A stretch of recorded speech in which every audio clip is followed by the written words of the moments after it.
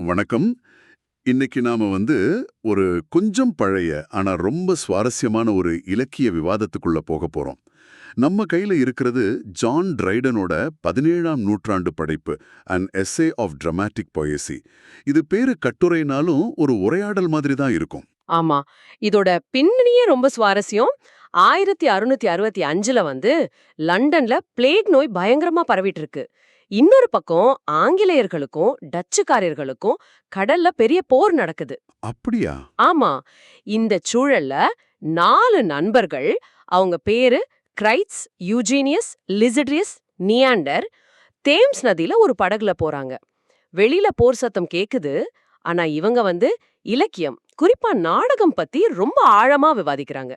அடடா, கேட்கவே ஒரு மாதிரி இருக்கு. சரி, அப்படி என்ன முக்கியமான விஷயங்களை பத்தி பேசுறாங்க? ம். முக்கியமா ஒரு 3 கேள்விகள சுத்தி தான் அவங்க விவாதம் போகுது. 1, பழங்கால நாடகங்கள், அதாவது கிரேக்க, ரோமானிய நாடகங்கள் சிறந்ததா? இல்ல நவீன கால, அதாவது அவங்களோட 17ஆம் நூற்றாண்டு ஆங்கில நாடகங்கள் சிறந்ததா? சரி. 2வது, பிரெஞ்சு நாடகங்கள் மாதிரி ரொம்ப கராரான விதிகள பின்பற்றணுமா? இல்ல ஆங்கில நாடகங்கள் மாதிரி கொஞ்சம் எப்படி சொல்றது? சுதந்திரமா இருக்கலாம். ஓகே. 3வது, இது ரொம்ப முக்கியம். நாடகத்துல எதுகை, அதாவது ரைம் அவசியமா? குறிப்பா சீரியஸான நாடகங்கள்ல. சரி சரி. இதுல ஒவ்வொருத்தரோட கருத்து என்னன்னு கொஞ்சம் பார்க்கலாம். முதல்ல கிரைட்ஸ் பத்தி சொல்லுங்க. அவர் பழமைவாதியா? கரெக்ட். கிரைட்ஸ் பழங்கால நாடக ஆசிரியர்களையும் அரிஸ்டாட்டில் சொன்ன விதிகளையும் ரொம்ப உயர்வா நினைக்கிறாரு. குறிப்பா அந்த 3 ஒற்றுமைகள், காலம், இடம், செயல், இது ரொம்ப முக்கியம்னு அழுத்தமா சொல்றாரு. 3 ஒற்றுமைகளா? அப்படின்னா, அதாவது ஒரு நாடகம் 24 மணி நேரத்துக்குள்ள நடக்கணுமா? ஒரே இடத்துல நடக்கணுமா? ஒரே ஒரு மையக் கதைய, ஒரு செயல மட்டும்தான் பேசணுமா? பிரெஞ்சு நாடகங்கள் இத ரொம்ப சரியா செய்யுதுன்னு அவர் பாராட்டுறாரு. அப்போதான் நாடகம் ஒரு ஒழுங்கோட, நம்பகத்தன்மையோட இருக்கும்னு அவர் வாதாடுறாரு. ஓ, அப்ப அந்த விதிகள் ரொம்ப முக்கியம்னு நினைக்கிறாரு. ஆனா யூஜீனியஸ் அப்புறம் நியாண்டர் தான் ட்ரைடனே சொல்றாங்களே. ஆமா. பெரும்பாலும் அப்படித்தான் கருதப்படுது. யூஜீனியஸும் நியாண்ட்ரும் நவீன ஆங்கில நாடகங்களோட சிறப்ப பேசுறாங்க. குறிப்பா நியாண்டர் என்ன சொல்றாருன்னா, ஆங்கில நாடகங்களோட பலமே அதோட பன்முகத்தன்மை, அந்த வெரைட்டி தான். வெரைட்டினா? அதாவது ஒரே நாடகத்துல சோகமும் காமெடியும் கலந்து வருது இல்லையா? ட்ராஜி காமெடி. அப்புறம் நிறைய துணைக்கதைகள், சப்ளாட்ஸ் வருது. இது பிரெஞ்சு நாடகங்கள் மாதிரி அவ்ளோ ஒழுங்கா இல்லாம இருக்கலாம். ஆனா இதுதான் வாழ்க்கையை இன்னும் யதார்த்தமா ஒரு உயிர்ப்போட காட்டுதுன்னு நியாண்டர் வாதிடுறாரு. ஆஹா. அப்போ விதிகளை கொஞ்சம் தளர்த்தினா கூட பரவாயில்ல. ஆனா வாழ்க்கையோட அந்த உண்மையான தன்மையை காட்டணும்னு சொல்றாரு இல்லையா? ஆமா, கரெக்ட். சரி, அப்ப அந்த 3வது கேள்விக்கு வரும். எதுகை பிரச்சனை. நாடகத்துல எதுகை வேணுமா வேண்டாமா? இதுல என்ன பெரிய விவாதம்? இதுதான் இந்த விவாதத்தோட ஒரு முக்கியமான கட்டம்னே சொல்லலாம். கிரைட்ஸ் எதுகைய ரொம்ப எதிர்க்கிறாரு. ஏன்? அவர் என்ன சொல்றாருன்னா, நாடகத்துல வர பேச்சுங்கிறது அந்த நேரத்துல இயல்பா மனசுல தோன்றி வர்றதா இருக்கணும். நிஜ வாழ்க்கையில யாருமே எதுகையில பேசிக்கிறது இல்லையே. அப்போ நாடகத்துல எதுகை யூஸ் பண்ணா அது ரொம்ப செயற்கையா, நீஸ்தத்தனா இருக்கும்னு சொல்றாரு. ஆமா, அதுவும் யோசிக்க வேண்டிய விஷயம்தான். நாம இயல்பா பேசும்போது எதுகையெல்லாம் பேசுறோம். உண்மைதான். அப்ப நியாண்டர் இதுக்கு என்ன சொல்றாரு? அதிலும் சீரியஸான நாடகங்களுக்கு எதுகை வேணும்னு சொல்றாராமே. ஆமா.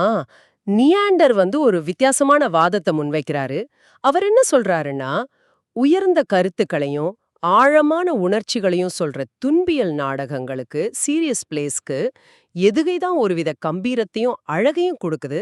அதுதான் நவீன கவிதையோட ஒரு உன்னதமான வடிவம்னு சொல்றாரு. சும்மா எதுகை இல்லாம எழுதுற பிளாங்க் வேர்ஸ் மட்டும் பத்தாதுன்னு நினைக்கிறாரு. ஓஹோ.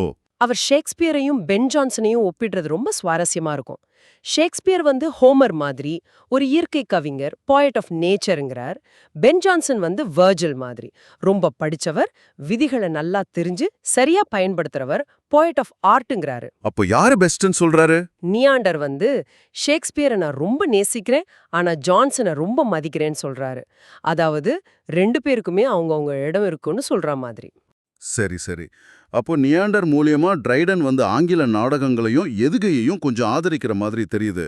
ஆனாலும் கடைசியில இந்த விவாதத்துல யாரு ஜெயிக்கிறா? ஒரு தீர்வு கிடைக்குதா? அதுதான் இல்ல. அங்கதான் அந்த கட்டுரையோட அழகே இருக்கு.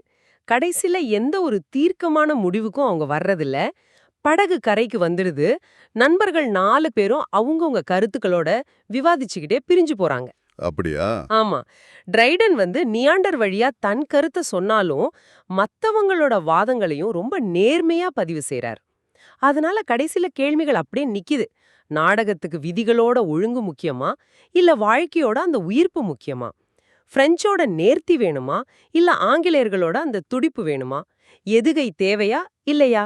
இது கிட்டத்தட்ட 350 வருஷம் முன்னாடி நடந்த விவாதம்னாலும் கேட்கறதுக்கு இன்னைக்கு இது பொருந்துற மாதிரி இருக்கு இல்லையா? கண்டிப்பா. யோசிச்சு பாருங்களேன். இப்ப நாம ஒரு சினிமா பார்க்கறோம், இல்ல ஒரு வெப் சீரிஸ் பார்க்கறோம்னா, நம்ம ரசனை எப்படி இருக்கு? ரொம்ப கச்சிதமா எல்லா விதிகளையும் பின்பற்றி எடுத்த படங்களை ரசிக்கிறோமா? இல்ல சில சமயம் கொஞ்சம் தாறுமாறா இருந்தாலும் விதிகளை உடைச்சு புதுசா கதை சொல்ற, உணர்ச்சிகளை தூண்டுற படைப்புகளை ரசிக்கிறோமா? ம். நல்ல கேள்வி. ஒருவேளை நம்ம ரசனை இது ரெண்டுக்கும் நடுவுல எங்கேயோ இருக்குமோ? ம். அந்த 17ஆம் நூற்றாண்டுல தேம்ஸ் நதியில கேட்ட அதே கேள்விகள் இன்னைக்கும் நம்ம ரசனைய, நாம கலையை எப்படி பார்க்கறோங்கிறத தீர்மானிக்குதுன்னு நினைக்கிறீங்களா?